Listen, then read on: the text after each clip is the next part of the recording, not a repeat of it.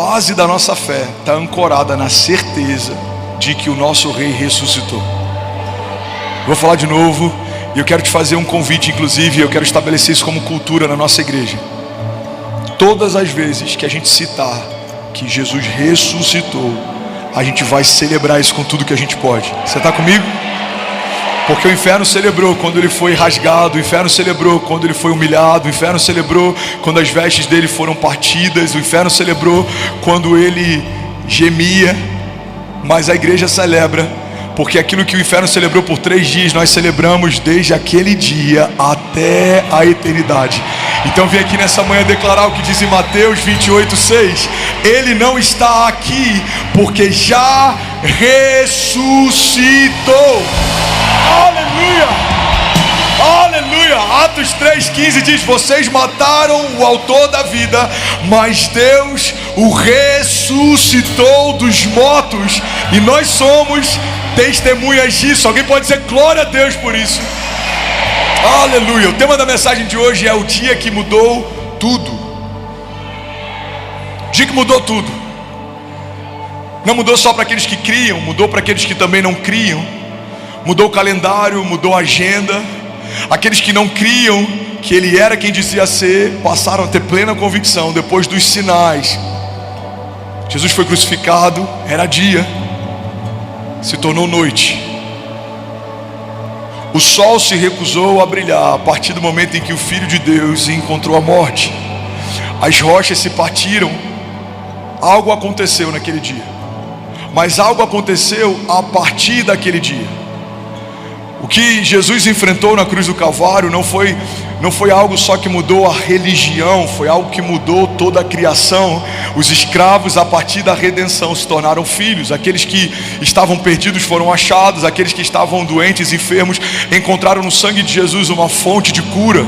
Aqueles que eram desgarrados, que caminhavam sem propósito, vazios, foram encontrados no meio desse caminho, foram preenchidos por Deus. E é por isso que nós estamos de pé. Estamos de pé porque Ele vive.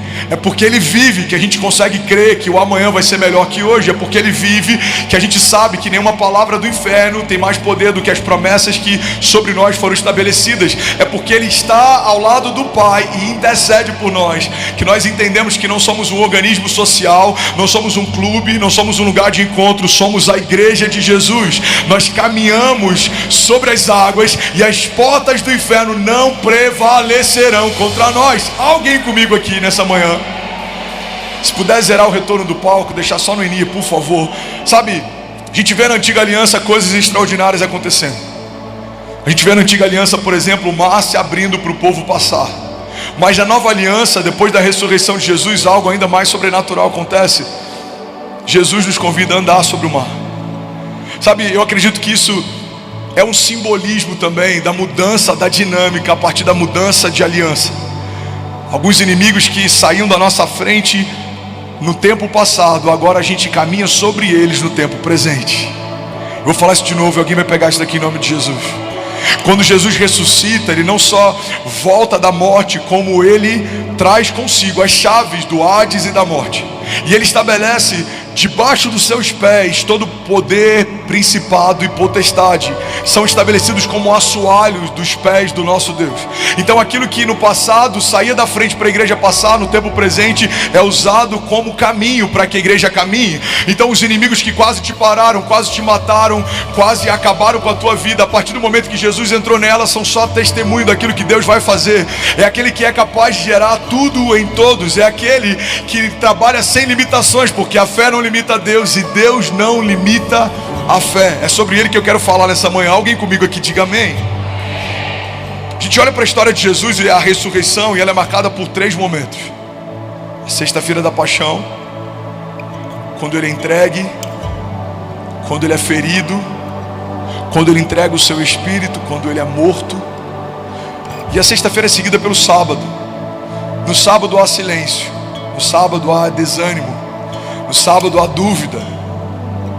O sábado, por mais que pareça um intervalo entre a sexta e domingo, não é um hiato, não é uma lacuna, não é um buraco. O sábado, irmão, simboliza aquilo que talvez muita gente que está aqui nesse auditório hoje está vivendo. É o período entre aquilo que morreu na tua história e aquilo que vai ressuscitar nela. Sabe, esses períodos de silêncio, quando a gente tem uma fé positivista, quando a gente é triunfalista, a gente entra em crise, porque o silêncio de Deus para muita gente é associado a uma ausência de Deus. O silêncio de Deus para muitas pessoas é associado como a ausência de uma intervenção de Deus. Mas a gente vê muitos períodos que são marcados pelo novo sendo precedidos pelo silêncio. A vinda de Jesus é um exemplo disso. A Bíblia diz que havia um silêncio profético. João Batista é um homem levantado por Deus, cheio do Espírito Santo desde o ventre da mãe, que foi chamado por Deus para quebrar o silêncio profético da criação. E ele precedeu aquele que seria o nosso libertador.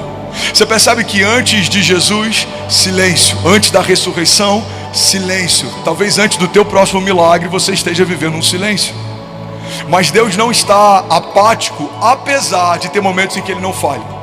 Deus não está distante, apesar de ter alguns momentos em que Ele não fale. Nem sempre você vai ouvir a voz de Deus, nem sempre você vai perceber os passos dele no ambiente, mas tenha plena convicção: se a sua vida foi entregue a Ele, em todos os momentos da sua história, é Ele quem está escrevendo. Alguém comigo aqui? Não importa se o período seja de silêncio, não vai haver dúvida no nosso coração. Eu sei que todo silêncio antecede um romper sobrenatural. Agora, nos períodos de silêncio, a nossa fé ela é testada. Nos períodos de silêncio, a nossa motivação é testada.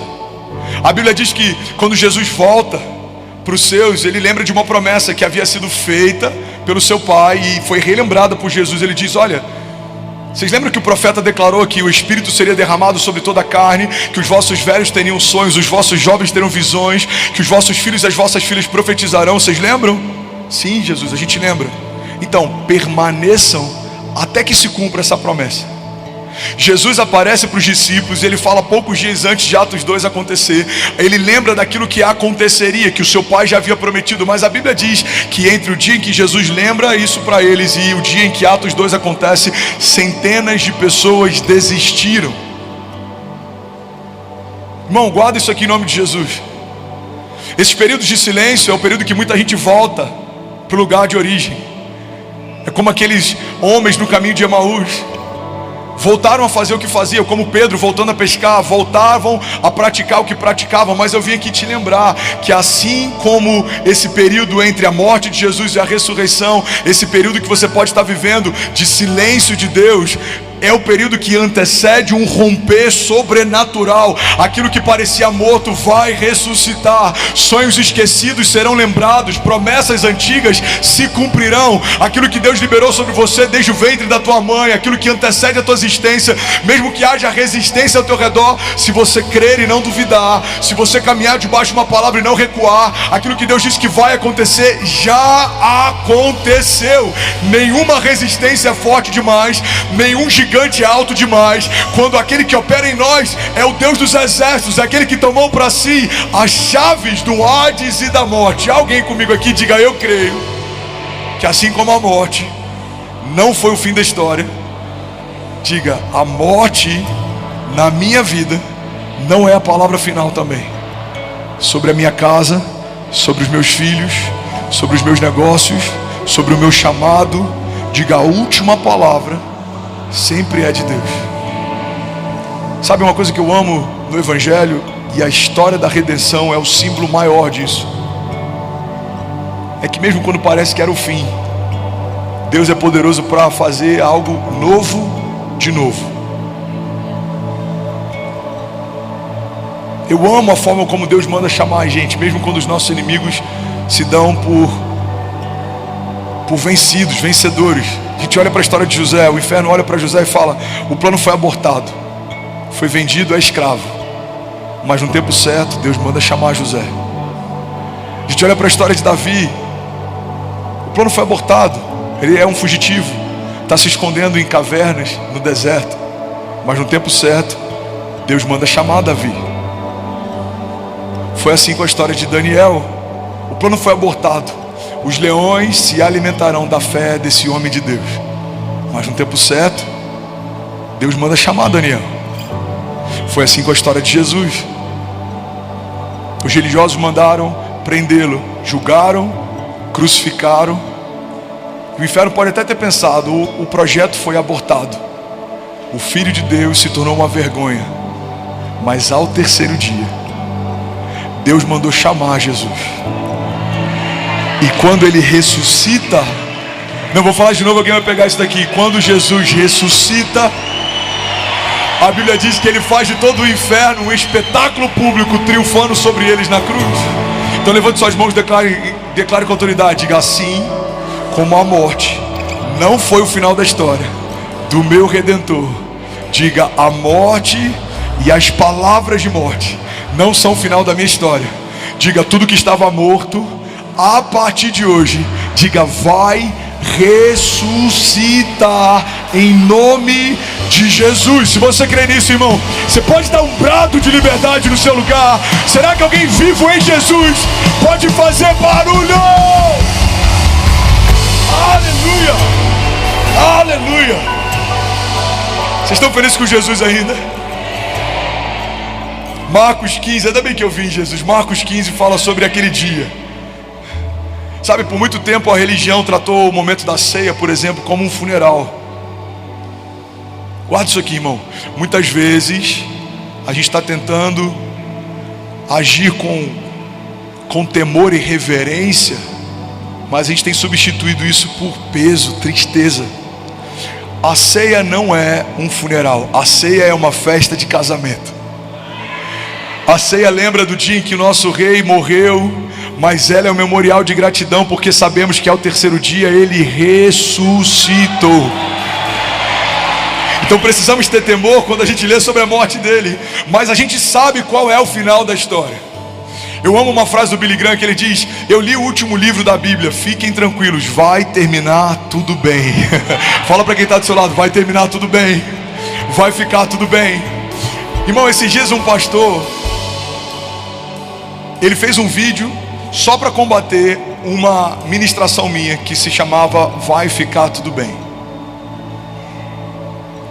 E ele falava no vídeo: tem um pastor aí declarando que vai ficar tudo bem, mas essa fé é uma fé superficial. E aí ele começa a combater. Mas sabe o que é interessante? Se a gente olha para a história de Jesus como um menino gerado no ventre virgem de Maria, e a gente vê ele como o leão da tribo de Judá ressuscitando ao terceiro dia. Se a gente olha para a história de José, cativo e feito escravo, e a gente vê ele governando sobre nações. Se a gente olha para a história de Davi, nem foi lembrado pelo pai para ser ungido rei, mas foi lembrado por Deus, e nenhum reinado houve ou haverá como o de Davi sobre Israel. Se a gente olha para a história de Paulo, Saulo era um perseguidor, foi encontrado no caminho de Damasco, foi levantado por Deus como um libertador e um plantador de igreja. Se a gente olhar para a história do seu pastor, era alguém que estava completamente perdido, foi encontrado, foi liberto, e agora está sendo um canal de Deus para libertação. Irmão, não tem como eu ter dúvidas a respeito dessa sentença. Vai ficar tudo bem. Levante suas mãos, deixa eu profetizar sobre você. Se Jesus é o centro da tua casa, vai ficar tudo bem, irmão.